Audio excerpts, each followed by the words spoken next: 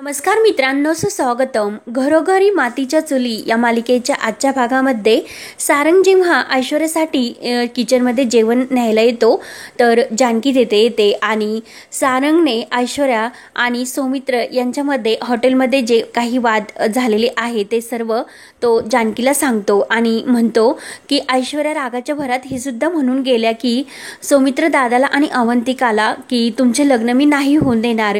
तेव्हा ते ऐकून तर जानकीला धक्काच बसतो आणि सर्व काही जानकीच्या लक्षात येते. तेव्हा जानकी म्हणते की काय काय सांगता. तर सारंग म्हणतो की हो, पण आता त्यांचा राग शांत झालेला आहे आणि झालेल्या घटनेबद्दल त्यांना वाईट सुद्धा वाटले आणि वहिनी हे बघ मला सॉरी सुद्धा म्हटल्या. तर जानकी म्हणते की काय ऐश्वर्या तुम्हाला सॉरी म्हटली. तर सारंग म्हणतो की हो, आणि वहिनी मला दुखावल्याचे त्यांना वाईट सुद्धा खूप वाटले. तमाशा झाला ते आणि खरं सांगतो की त्यांच्या मनातील राग बाहेर पडला. हे खरंच खूप बरे झाले. तेव्हा जानकी म्हणते की कसे आहे की तिचं सौमित्र भाऊजी बरोबरचे लग्न मोडले म्हणून तिचा इगो दुखावला गेला, त्यामुळे ती अशी बोलली असेल, त्यामुळे असे काही होणार नाही. सौमित्र भाऊजींचे लग्न अगदी सुखरूप पार पडणार, तुम्ही काळजी करू नका, सर्व काही ठीक होईल. आणि सारंगला म्हणते की तुम्ही जा लवकर, मॅडमला भूक लागली असेल. आणि ती आपल्या हाताने काही पोळ्या त्या ताटामध्ये देते आणि एक पोळी एक्स्ट्रा सुद्धा देते. तिला भूक लागली असेल म्हणून हसून म्हणते. तेव्हा सारंग सुद्धा हसतो. तेव्हा सारंग ते ताट घेऊन रूम मध्ये जातो. जानकी विचार करत असते. तर इकडे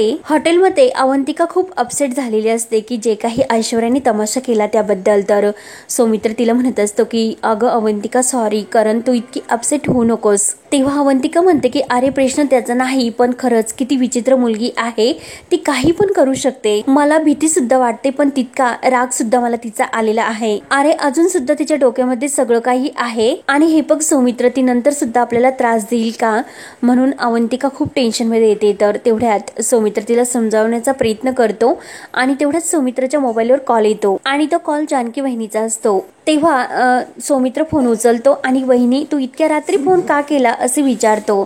तर जानकी म्हणते की अहो सौमित्र भाऊजी सॉरी, मी तुम्हाला इतक्या रात्री डिस्टर्ब केले, पण मला सारंग भाऊजींकडून कळले की हॉटेलमध्ये जे काही घडले त्याबद्दल. तेव्हा सौमित्र म्हणतो की हो, ऐश्वर्या भेटली होती आणि आमचं लग्न होऊन देणार नाही अशी तिने धमकी सुद्धा दिली. तेव्हा जानकी म्हणते की नाही भाऊजी, तसे काही होणार नाही, तुम्ही काळजी करू नका. पण तिला लग्नाची तारीख काय आहे हे तर कळले नाही ना. तर सौमित्र म्हणतो की नाही, उद्या देवळामध्ये लग्न आहे आणि तुम्ही दोघे येणार आहेत यातील तिला काही कळलेले नाही. तेव्हा जानकी म्हणते की खरंच चांगले झाले आणि नशीब आपले. तर सौमित्र विचारतो की वहिनी आई आणि नानांचे काय झाले. तेव्हा जानकी म्हणते की सौमित्र भाऊजी तुम्हाला नानांचा स्वभाव तर माहितीच आहे, त्यांचा राग सुद्धा तुम्हाला माहिती आहे, त्यामुळे मला नाही वाटत की ते येतील म्हणून, पण आई तुमच्या लग्नामध्ये येऊन तुम्हाला आशीर्वाद देतील याची जबाबदारी माझी राहील, तुम्ही काळजी करू नका, मी पूर्ण प्रयत्न करेल. तर सौमित्र खुश होतो. तर जानकी त्याला गुड नाईट करून फोन ठेवते. तेव्हा अवंतिका सौमित्रला विचारते की अरे वहिनी काय म्हटल्या. तेव्हा सौमित्र सांगतो की प्रयत्न करेन म्हणे आणि तो अवंतिकाला समजावतो. त्यानंतर इकडे ऐश्वर्या रूम मध्ये असते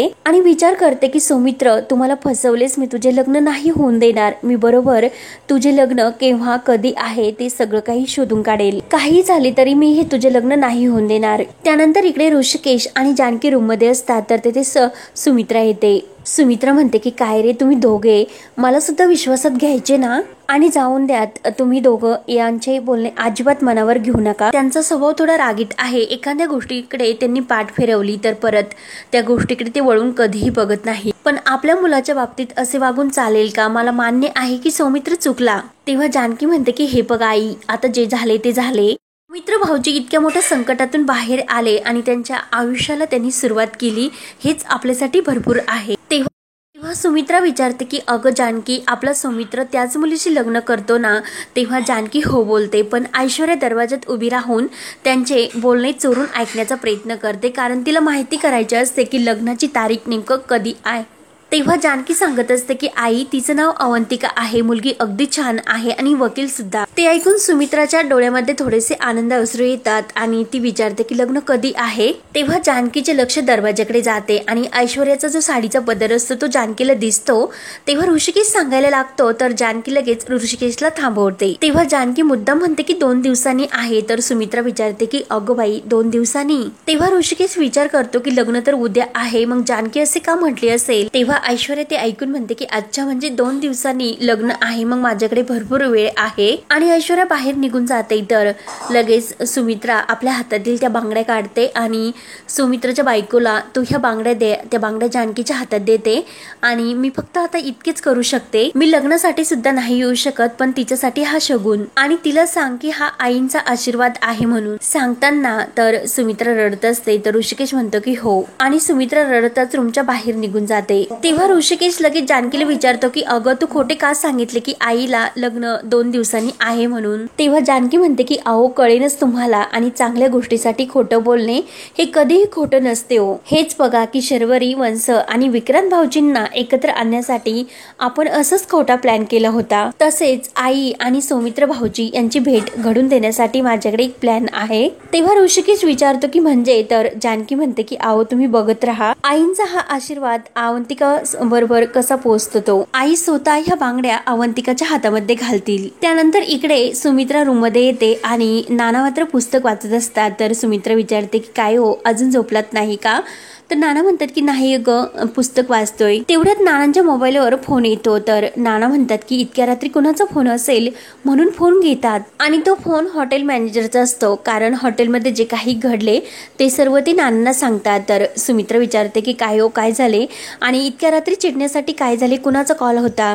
तेव्हा नाना म्हणतात की हॉटेल मॅनेजमेंटचा आणि आपले 2 ड्युटी आहे ना ते मला डागण्यात येतात। तर सुमित्रा म्हणते की अहो व्यवस्थित बोला।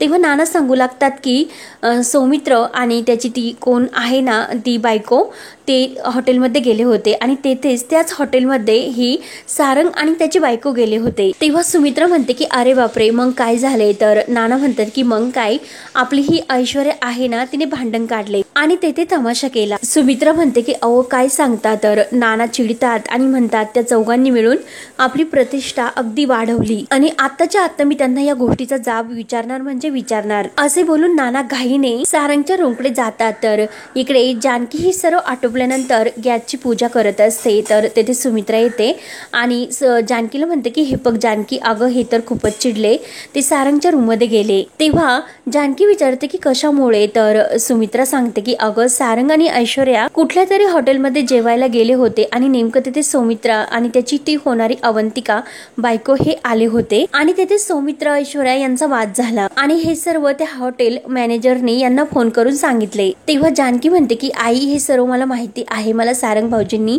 सर्व सांगितले। तेव्हा सुमित्रा घाबरतच विचारते की अगं सारंग बरा तर आहे ना?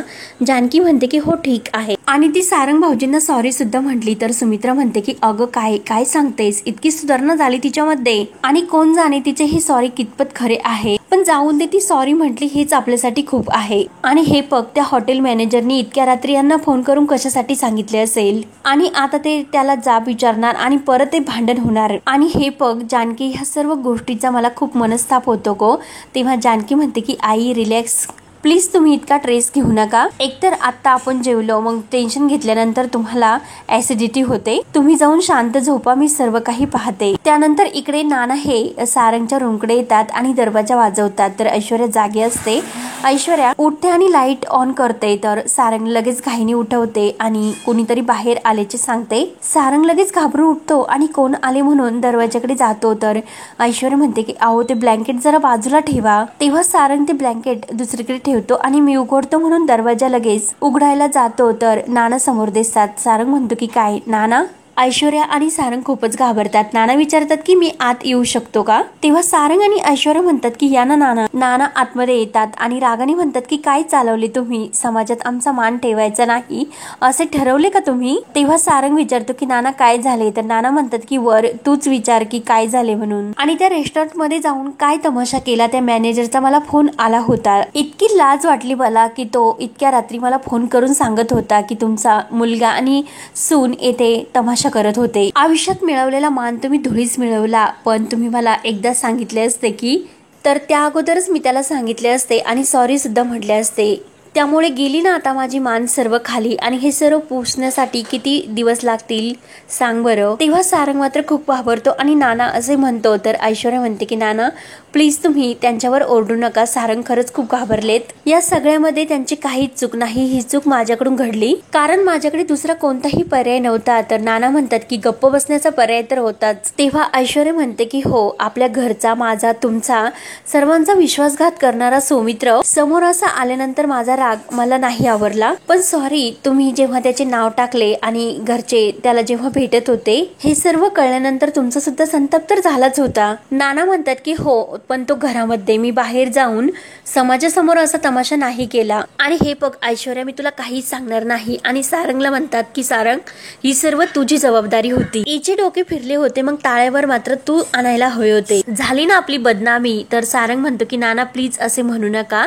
मी तुम्हाला सांगतो की काय झाले ते. मी तुम्हाला सगळं काही सांगतो, बाहेर चला. तर नाना रागाने बाहेर निघून जातात. तर लगेच सारंग ऐश्वर्याला म्हणतो की तुम्ही काळजी करू नका, मी नानांना व्यवस्थित समजावतो. तेव्हा सारंग नानांच्या मागे खाली येतो. सारंग नानांना नाना म्हणतो. तर नाना रागाने म्हणतात की काय झाले, बायको समोर बोलता येत नाही का? अरे तुला तिला चांगले खडसवता येत नाही का? चूक तर तिची झाली. तर सारंग म्हणतो की नाना तसे नाही हो. तेव्हा नाना म्हणतात की घ्या, तिचीच बाजू घ्या आणखीन. येथे तू आणि तेथे जानकी, आणि तेवढ्यात जानकी सुद्धा तेथे येते. जानकीला पाहून म्हणतात की नाव घ्यायला आणि लगेच हजर. तेव्हा नाना जानकीला विचारतात की कळले का काय घडले? तर जानकी म्हणते की हो, सारंग भाऊजींनी मला सर्व सांगितले. तर नाना म्हणतात की अगं पण त्या हॉटेलमधून मला त्या मॅनेजरचा फोन आला होता, हे चांगले घडले का? काय राहिली आपली? आणि हे बघ सर्व 100दा समजावून म्हणजे झाले, तरी सुद्धा ऐश्वर्याने जो तमाशा करायचा होता तो केलाच. ऐश्वर्या इतकी चुकते तरी सुद्धा तुम्हाला दोघांना वाटते की ऐश्वर्याचे काही चुकलेले नाही. तेव्हा जानकी म्हणते की नाना तसे नाही, ऐश्वर्या चुकलेली आहे, पण सर्वांचा स्वभाव सारखा नसतो आणि तिचा असा स्वभाव आहे तो मी स्वीकारला. तुम्हीच सांगत असतात की हाताची 5ही बोटे सारखी नसतात.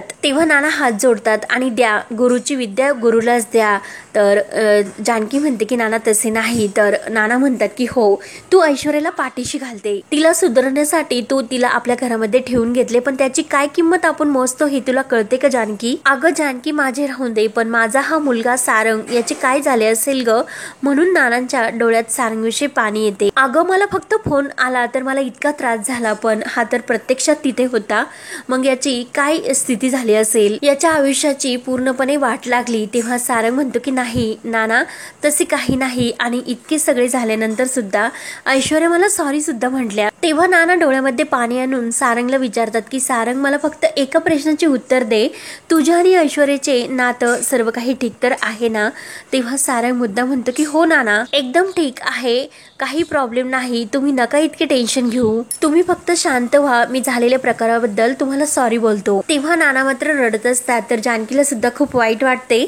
तेव्हा नाना रूम मध्ये निघून जातात. तर जानकी ही सारंगला म्हणते की या सगळं प्रकारामध्ये ऐश्वर्याची चूक असून सुद्धा सारंग भाऊजी तुम्ही तिला सांभाळून घेतले, तिच्या मनाचा तुम्ही विचार केला, खरंच तुम्ही हे सर्व सांभाळून घेता, मला खरंच खूप चांगले वाटले. सारंग भाऊजी नवरा बायकोने शेवटच्या क्षणापर्यंत एकमेकांची साथ द्यायची असते, ते तुम्हाला तर कळले, पण लवकरच ऐश्वर्याला सुद्धा कळेल, त्यामुळे तुम्ही काळजी करू नका. म्हणून सारंगच्या डोक्यावरून ते प्रेमाने हात फिरवते. तर सारंग हो बोलून रूम मध्ये निघून जातो. तर इकडे रूम मध्ये सारंग जेव्हा येतो तर ऐश्वर्या ही वाटच बघत असते. सारंग आल्यानंतर ऐश्वर्या विचारते की ते असे का बोलले मला? मी सगळी चूक ही स्वीकारली तरी सुद्धा बोलले ना, मी सगळं काही एक्सप्लेन केलं ना. तेव्हा सारंग म्हणतो की अगोदर शांत व्हा, तुम्ही असं चिडता म्हणून ही सर्व गडबड होते. आणि हे लक्षात घ्या की इतक्या रात्री अशा कारणासाठी त्यांना मॅनेजरचा फोन आला, मग नाना रागवणार नाही का? त्यांच्या मनाला कसे वाटले असेल, वडील आहेत ना ते, आणि त्यांना काळजी वाटते म्हणून ते रागावले. आणि मला एका गोष्टीचे उत्तर द्या की जर तुमच्या वडील असते तर ते रागावले नसते का? यावरून सुद्धा ते जास्त रागावले असते, त्यामुळे तुम्ही काळजी करू नका. बोललो, त्यांना सर्व सांगितले, तुम्ही काळजी करू नका, तुम्ही शांत झोपा. तेव्हा ऐश्वर्या म्हणते की नाही मला झोप येत नाही. सारंग म्हणतो की असे करू नका, झोपा, नक्की झोप येईल. तेव्हा ऐश्वर्या ही तिच्या बेडवर झोपते आणि सारंग सोफ्यावर झोपतो. तर ऐश्वर्या विचार करत असते की कुणाला काही वाटो किंवा नाही वाटो, जे वाटायचे असेल ते वाटून दे, पण मी जे काही केले ते अगदी योग्य केले. त्या सौमित्राला तर मी सुखाने नाही जगून देणार. त्यानंतर इकडे ऋषिकेशला सुद्धा ऐश्वर्याच्या या वागण्याचं टेन्शन येते. तो जानकीला म्हणतो की ऐश्वर्याचे नेमकं काय करायचे, स्वतःच्या रागावरती इतकी कंट्रोल नाही करू शकत का? एरवी सगळं ठीक आहे, पण कालच्या त्या प्रकरणाचा नानांना किती मनस्ताप झाला, शेवटी आपल्या नावावर सुद्धा किती शिंतोडे उडावले.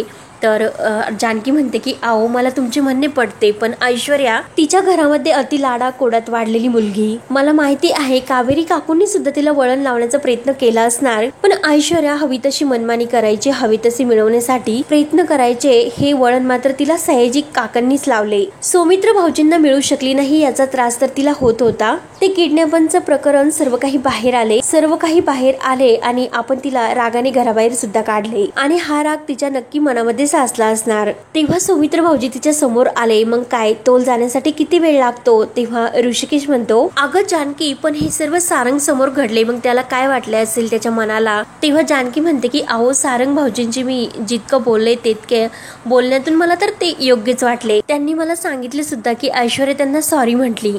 ऋषिकेश म्हणतो की अगं कसले सॉरी आणि कसले काय, हे सर्व तोंड देखत असते. बिचारा आपला सारंग तिच्या प्रेमामध्ये पडला, तिने मारलेली लाच सुद्धा गोड वाटावी अशी अवस्था आपल्या सारंगची झाली. तर जानकी म्हणते की नाही, आपल्याला काही झाले तरी यातून मार्ग काढावाच लागणार. तर ऋषिकेश म्हणतो की हो, मार्ग तर आपल्याला काढावा लागेलच, पण मला उद्याचे टेन्शन आले. सौमित्राच्या लग्नामध्ये तिने जर काही विघ्न आणले तर? तेव्हा जानकी म्हणते की अहो असे काही होणार नाही, कारण इनफॅक्ट तिला माहितीच नाही की उद्या सारंग भाऊजींचे लग्न आहे म्हणून, आणि हे आपण तिला कळून सुद्धा नाही देणार. आपण आईंना घेऊन गुपचूप इथून निघायचे. त्यामुळे डोंट वरी, तुम्ही इतकी टेन्शन घेऊ नका, सौमित्र भाऊजींचे लग्न व्यवस्थित पार पडेल. आणि हा भाग येथे संपतो. पुढील भागामध्ये ऋषिकेश सुमित्राला लग्नाला घेऊन जाण्यासाठी एक प्लॅन करतो. नानांना म्हणतो की नाना, आपण आईच्या नावाने एक नवीन कंपनी सुरू करतो, मग त्यासाठी त्या फाईलवर आईच्या सह्या हव्या होत्या. त्यामुळे जानकी तू माझ्या सोबत चल आणि आईला येताना परत घेऊन ये म्हणून त्या सुमित्राला नाटक करून घेऊन जातात. बाहेर खूप पाऊस पडत असतो. तर सुमित्रा विचारते की अरे ऋषिकेश, हा तर रस्ता खूप देवळाकडे चालला. तेव्हा जानकी म्हणते की हो, आपण देवळाकडे चाललो कारण सौमित्र भाऊजी आणि अवंतिका यांचं लग्न आहे. नाना नाही येणार हे आम्हाला माहिती होते, पण निदान तुम्ही तरी यावं अशी आमची इच्छा आहे. आणि त्याच वेळेस जानकी मात्र फोन घरी विसरून गेलेली असते आणि जानकीच्या मोबाईलवर फोन आलेला असतो, म्हणून आजी हा मोबाईल घेऊन ऐश्वर्याकडे येते. तर ऐश्वर्या म्हणते की अहो आजी, फोन आला तर तुम्ही घ्या. तर आजी म्हणते की अगं जानकीच्या मोबाईलवर आला. तर ऐश्वर्या लगेच उठते आणि तो फोन घेते आणि तो फोन सौमित्राचा असतो. तर सौमित्र विचारतो की वहिनी, अगं तू कुठे पोहोचली? आम्ही सर्वजण देवळात आलेलो आहोत, मुहूर्ताची वेळ सुद्धा निघून चालली. तेव्हा ऐश्वर्याला सर्व काही कळते आणि ते ऐकून ऐश्वर्याला खूपच संताप होतो. तेव्हा आता ऐश्वर्या सौमित्र आणि अवंतिका यांचे लग्न थांबवण्यासाठी काय नवीन प्लॅन करते. नानांना घेऊन जाते की काय, परंतु सौमित्र आणि अवंतिका यांचे लग्न अगदी थाटामाटात पार पडते. तर पुढे काय होणार हे पाहण्यासाठी आपल्या चॅनलला नक्की सबस्क्राईब करत राहा. धन्यवाद.